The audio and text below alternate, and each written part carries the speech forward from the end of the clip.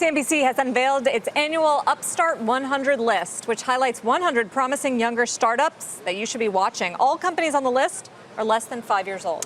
Not all of the CEOs, though. Correct. Thankfully. Healthcare companies. There are some young ones. There are some young ones, though. Young companies. Healthcare company Keeps is on this year's list and focuses on male pattern baldness prevention and treatment. It was founded last year and has raised $7.5 million already.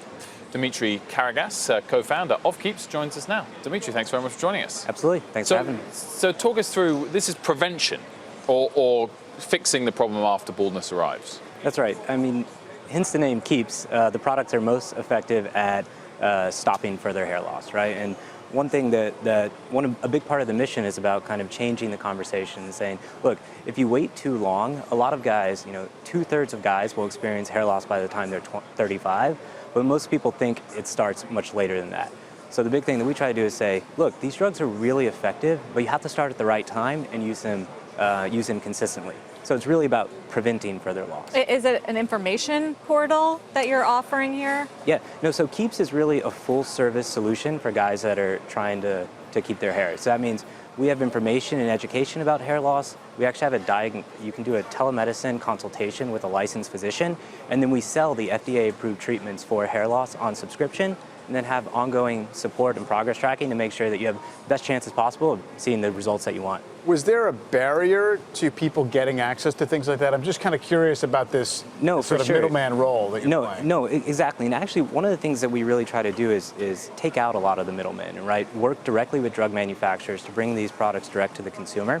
And something that, the kind of origin was that my co-founder started losing his hair and like a lot of guys, went through this frustrating process of not knowing what to do, not knowing if there were drugs that worked, and then eventually got lucky enough to be connected to one of the leading hair loss doctors in the world who mentioned to him, like, look, there are things that you can do, but you have to start now.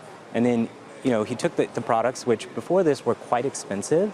So what we do by working direct, we actually sell the drugs for about half the cost of the national pharmacy chains and to connect you with the doctor to get the prescription. Whose business are you disrupting here? Is it just the traditional dermatologist who might tell you that you have to start dealing with this? It's not really dermatologists because, the fact is that in most parts of the country, it's tough to get access to a dermatologist. Most people will wait more than 30 days to actually get an appointment. What we're really doing is trying to say, we can make these drugs cheaper.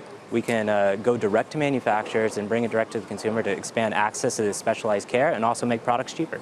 But the I guess, slightly sad thing from this is it's not a revolutionary new thing you've discovered. It's still taking the same drugs that already exist. You're just sort of coming up with cheaper ways to get them.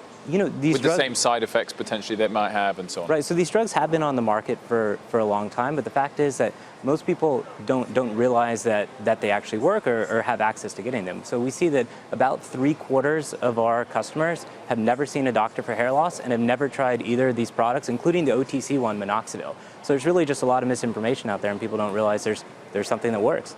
I was going to ask how early is too early? What's the earliest warning sign? Pretty good, I was looking at his hairline. Right, I don't know, it looks pretty good. It's called Keeps for a reason, right? Like 2/3 So of guys. never too early to start is what you're saying?